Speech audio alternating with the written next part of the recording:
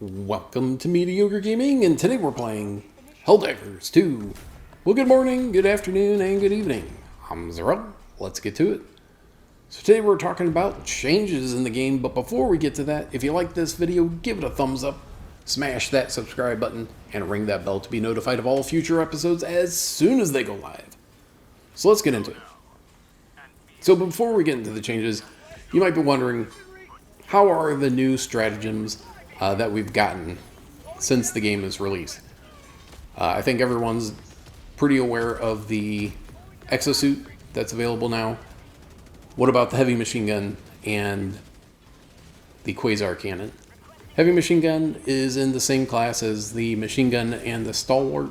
Packs a little bit more punch.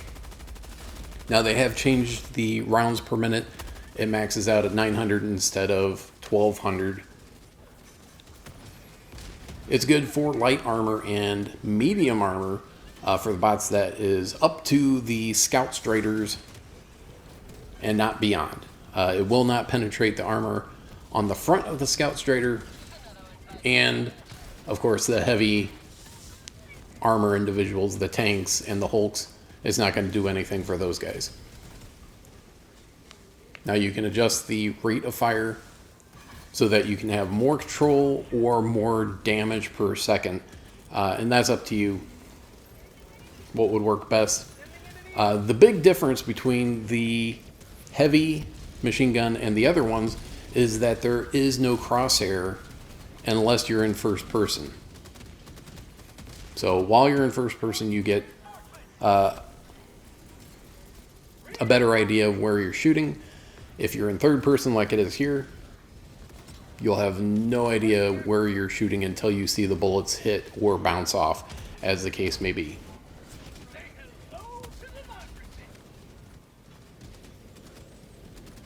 And as the rounds go up, the control goes down, and you have to kind of fire in bursts if you're doing higher DPS. So you saw in the scout striders, does not penetrate the armor, and you have to hit the very, very tippy top of it so you can hit the robot that's piloting it. Otherwise, it's not going to do anything. And if you get behind a Hulk or a tank, you can hit the orange weak point with your heavy machine gun, but your regular weapons aren't going to do anything. So it doesn't work as well for the bots as it does for the Terminids. Terminids, it works pretty well against most of the Terminids, except for things like the Chargers and the Bile Titans. But I would say it just works okay. There we go. All right. So moving on to the quasar cannon. I would put it along the same lines as the recoilless rifle, but you have that backpack slot open. Now, some differences.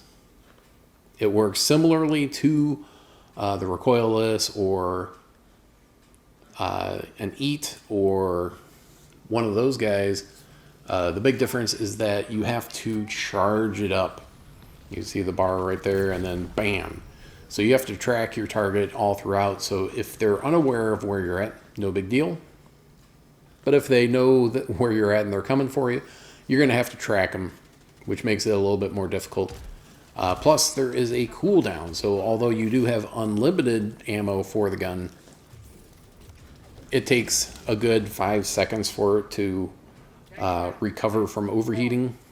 So in that 5 seconds, the enemy can charge at you if it's a Terminid, or they can shoot at you if it's a robot.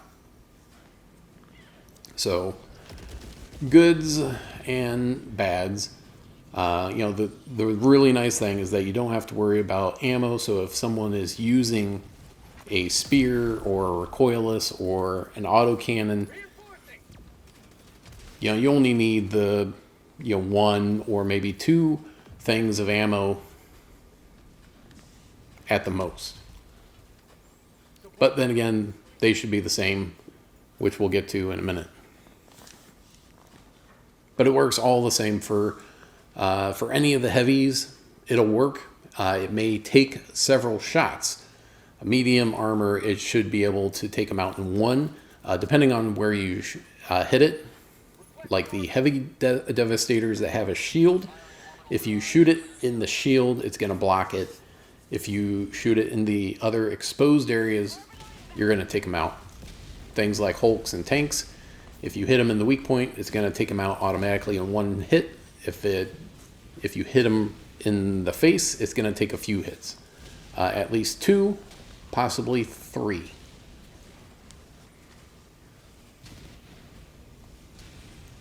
All right, so let's get on with the changes that they've made most recently. So in addition to changing the heavy machine gun RPMs, they also added planetary hazards, blizzards, and sandstorms to go with the ion storms, the meteor showers, the lava. Well, I guess it's not lava. I guess it's just volcanic fireballs. Now they've balanced the retrieve essential personnel, which has always been kind of a sticking point for Helldivers. It's very difficult. They moved the enemy spawns further away from the objective so that you have a better chance of defending. Fewer citizens are required on higher difficulties. The destroy command bunkers now has more objective locations. Previously there was only one, and then you can get out. So it was too easy compared to other missions. And now it can come up as a secondary starting at difficulty 5. They've also have the negative effect of modifiers that increase stratagem cooldowns or call-in times. So it's not double time for call-in, which is great because that was extremely annoying. And then, of course, cooldowns for stratagems, which was also quite annoying. I think a lot of people avoided missions that had those particular modifiers. Like you would go for anything else. Arc thrower now charges at a fixed rate at 1 second, reduces the distance from 50 meters to 35 meters, so a mixed bag for the arc thrower, and increased stagger force. The guard dog now restores all the ammo from supply boxes instead of partial. Anti-material rifle damage has been increased by 30%, so that's pretty good. It was okay, but this, I think, brings it more in line with other support weapons. The incendiary breaker damage per bullet has been increased from 15 to 20, so it actually does more damage, which is good. Fire damage per tick has been increased by 50% from all sources. That includes those flamethrower Hulks, so they are even more lethal than they were previously. The Penetrator Liberator now has a full auto mode, which is nice. It only had burst and semi-automatic, I believe, before. The Diligence Counter Sniper has increased armor penetration from light to medium, which is nice. Dominator has increased stagger. Dominator has increased damage from 200 to 300. So Dominator has gotten a nice buff. Slugger has been nerfed a bit, has reduced stagger, damage has been decreased from 280 to 250, reduced demolition force, fixed armor penetration tag, and menu. Now the Slugger, Liberator, Concussive, and Senator fixed the incorrect armor penetration tags, so nothing other than how it's labeled. Recoilless rifle increased number of rockets you restore from supply boxes from 2 to 3.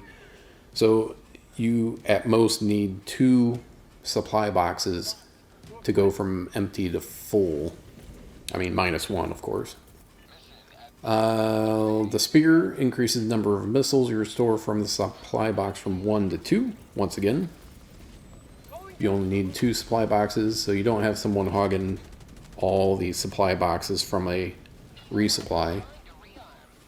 Bad news on the front for the exosuit. Rockets will now penetrate armor only on direct hits, not on area of effect. Charger normal melee does less damage against exosuits, which is nice. It was almost automatic deletion.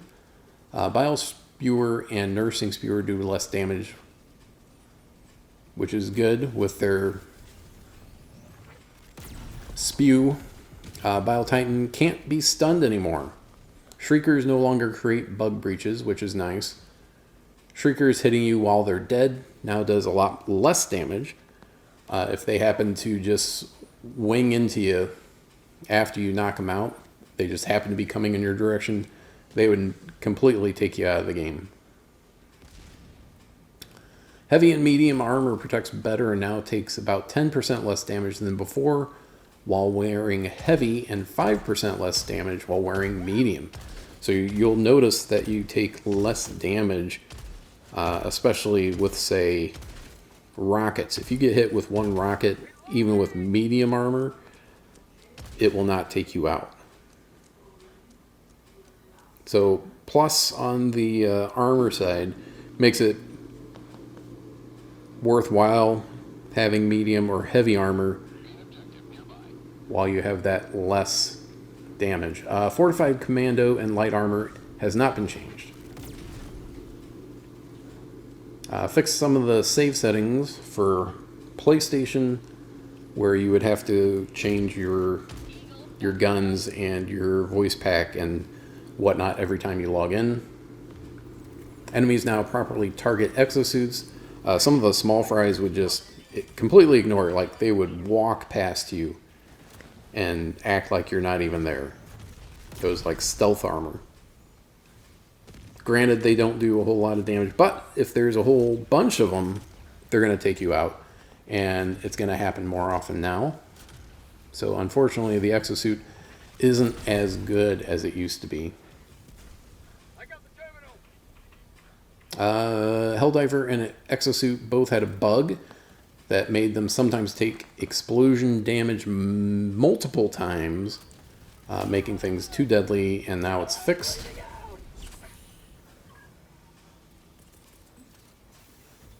You're going to see more Devastators instead of other enemy types. There was a issue with that, so now you're going to see more Heavy Devastators and Rocket Devastators, which everyone thought there was just not enough of those guys. Improve the system that prevents Hellpod steering close to large or important objects, but they might change it. So just be careful when you're coming into, say, objective locations. Don't land directly on the objective because it could bug you out.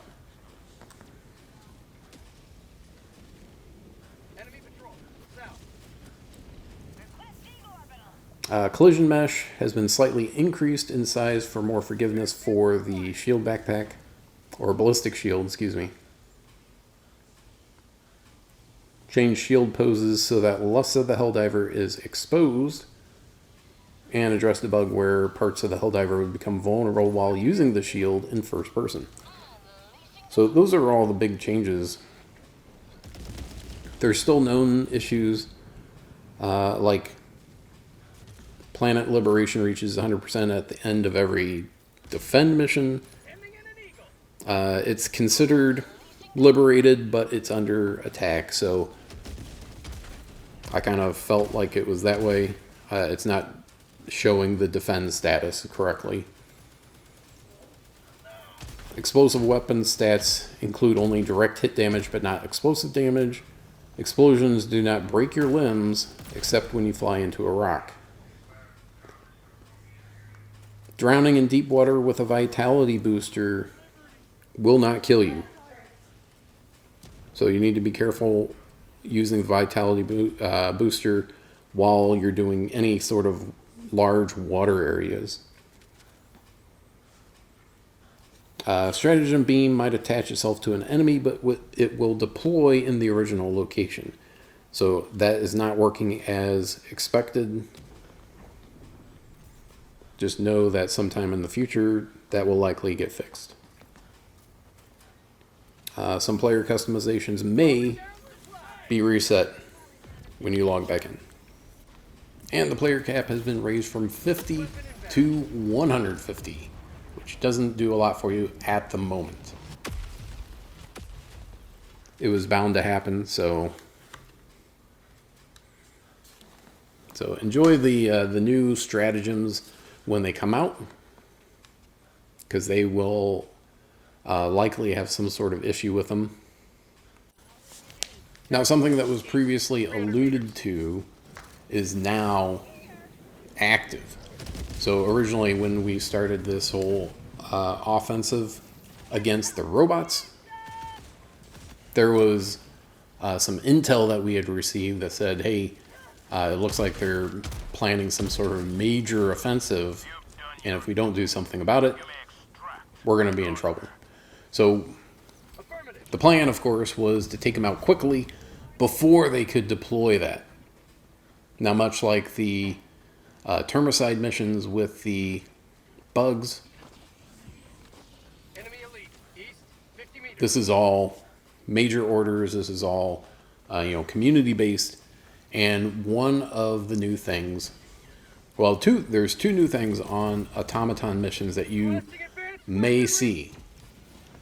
First of which, kind of like the Scout Striders or like the ATSTs from Star Wars, there are now AT-ATs, which are frightening enough. Additionally, there are gunships. And there they are right there. So, the gunships, at least, act much like the Stalkers or the Shriekers. Once you get within range of the gunship fabricator, which you see here, it's this large building, so you should be able to see it from quite far away, it will launch the gunships. And there will be 2 to 4 gunships, probably depending on difficulty level.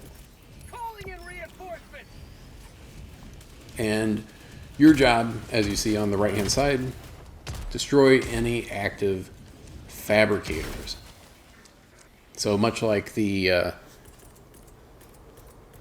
detector tower or the mortar emplacements, you can call in a hell bomb and take care of it that way. I did attempt to take out the building with a 500, but it did not do anything. And hitting the gunship with the cannon, quasar cannon, didn't seem to do anything. So either you have to hit it at the correct spot, or you just can't get rid of them. I have the opinion that you can take care of them in some way, shape, or form. But anyway, if you have the Strider fabricator or gunship facility, when you get close, call in that hull bomb, activate it, and then run. Once you do so, then the gunships that are on the map, the Striders that are on the map, will be the only ones, or they'll be taken out. So there's a gunship to my left that's off screen. There we go. Got rid of the facility, and there, gunship's down. So that's it. I hope you enjoyed this video. Be sure to check us out on social media, and thank you for liking, commenting, and subscribing, and we'll see you next time. Delivering payload. Orbital inbound. Firing orbital barrage. Clear the area. Eagle 1 leaving combat zone to resupply. Requesting advanced weaponry!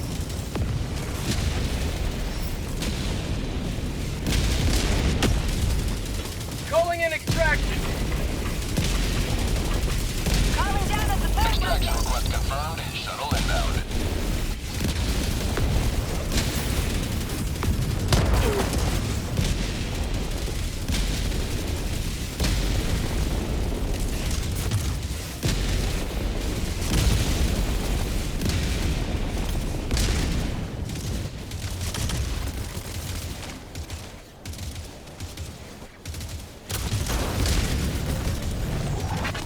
ETA T-minus 1 minute, 30 seconds.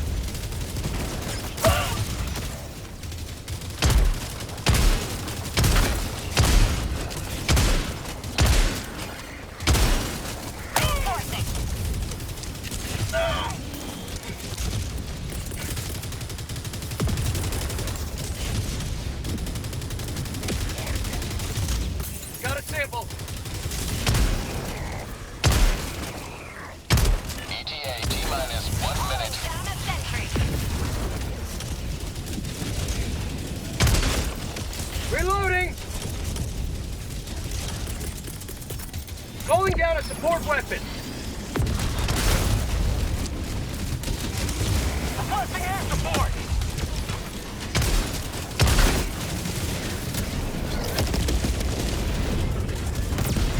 Requesting advanced weaponry! Bots! ETA T-minus 30 seconds. Heavy, Eagle, southwest, back to the fight. close.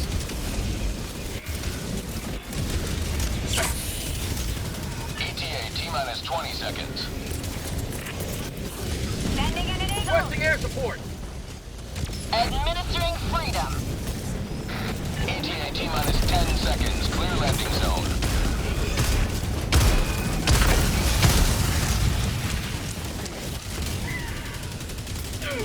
Pelican 1 arriving at coordinates. Requesting orbital. Pelican 1 landing in progress.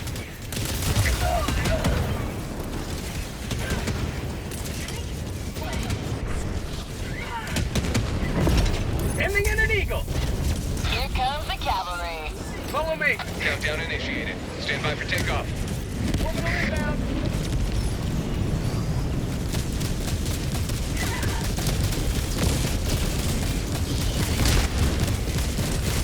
Follow me! Extraction complete. Pelican 1 beginning ascent.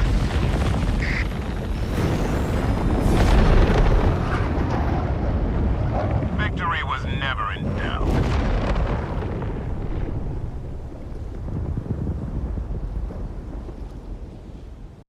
PlayStation